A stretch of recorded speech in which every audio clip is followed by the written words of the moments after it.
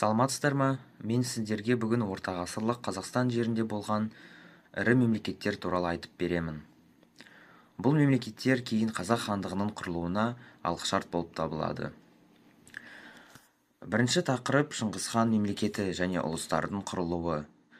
Шыңғысханның шын аты Темучин. Ол 13-ші ғасырдың басында моңғол тайпаларын біріктіріп, үлкен империя құрды.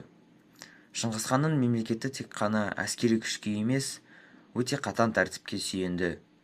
Барлық халық ондық жүйеге бөлінді. 10 адам бірлік, 100 жүздік, 1000 мыңдық, ал 10 мың түмен деп аталды. Бұл әскери тәртіптің арқасында олар Еуразияның жартысын жаулап алды. Ал 1219 жылы Шыңғысхан Қазақстан мен Орта Азияға жорық жасай бастады. Отырар қаласы 6 ай бойы қорғанып, сонда құлады. Содан кейін соның қасындағы Сығанақ, Жен сияқты қалалар да моңғолдарға бағына бастайды. Осылайша Қазақстан толықтай моңғол билігіне өтеді. Ал Шыңғысхан қайтыс болған соң, оның империясы 4 ұлына бөлінді.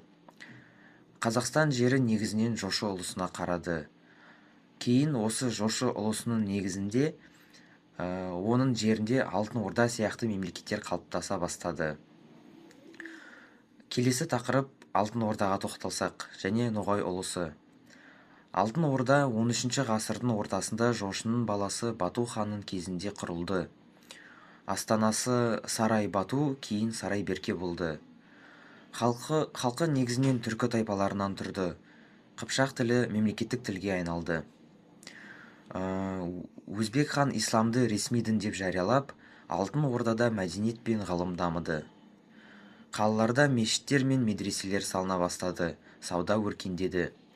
Өйткені Алтын Орда Ұлы Жібек жолының үстінде орналасқан еді. Бірақ 14-ші ғасырдың екінші жартысынан бастап ішкі талас тартыстар бастады. Мамай мен Тоқтамыс сияқты билеушілер билік үшін күресті, ал Әмір Темірдің жорықтары жағдайды одан сайын ушықтырды.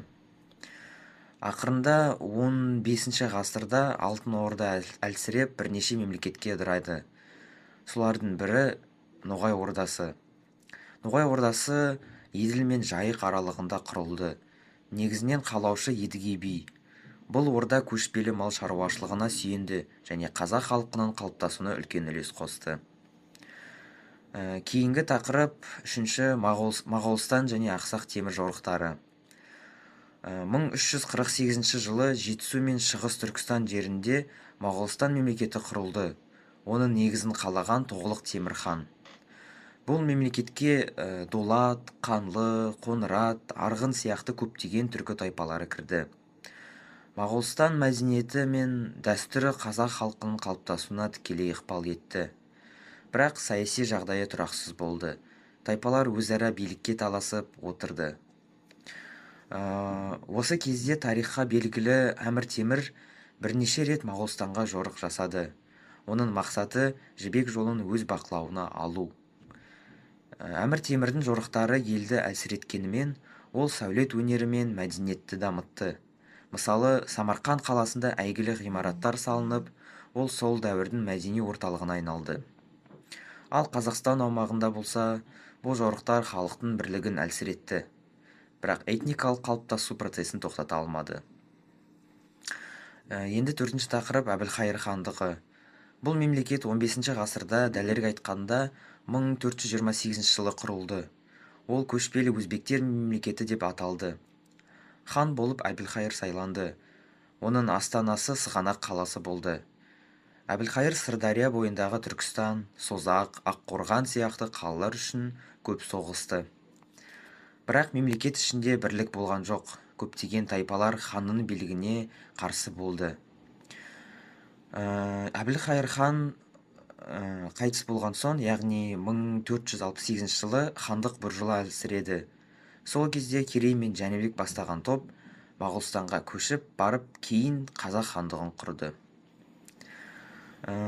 Қорытындылай айтқанда, Шыңғысхан мемлекеті, Алтын Орда, Моғолстан және Әбілхайыр хандығы барлығы да Қазақ хандығының құрылуына алғышарт болды. Бұл мемлекеттер арқылы біздің жерімізге ислам өркениеті келді. қалалар сауда мәдениет дамыды. Сонымен бірге бұл кезеңде қазақ халқының этникалық негіздері қалыптасты.